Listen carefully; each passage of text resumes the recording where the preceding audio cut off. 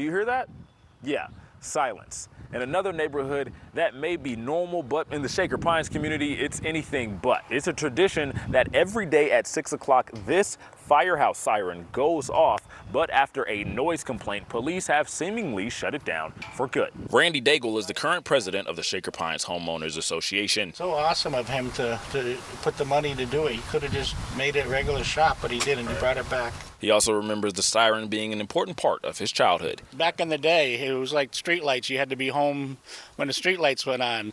The siren went on. It was like dinner time back in the day. You know, they made a meal. If you missed it, you missed it. The siren triggers a core memory for people in this neighborhood like Jessica Duga. Kids would be like running home when they heard the siren. And Charlie and his wife, Jimmy Masada. When you hear that sound, it's just like a big breath of air coming out. We made it through another day.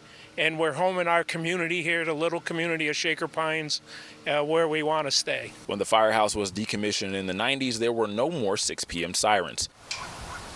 Until recently, when a local family bought and refurbished the firehouse, bringing back the tradition. The first time we heard it, everybody was like, let's go. Like, we were really excited to hear it. My husband was at work and he said, they rang that, I missed it. So he's made sure he's home by 6 o'clock so he can hear the siren. But this was only a short trip down memory lane. Earlier this week, a neighbor put in a noise complaint to the town, causing police to tell the owners of the firehouse to stop the siren or face potential fines. In an email to Fox 61, Police Chief Alaric Fox said, generally speaking, playing or activating a siren in a way that is loud enough to alert/disturb the neighborhood is not permissible, even when some neighbors may be in support of it. I heard that it was going to go off one more time.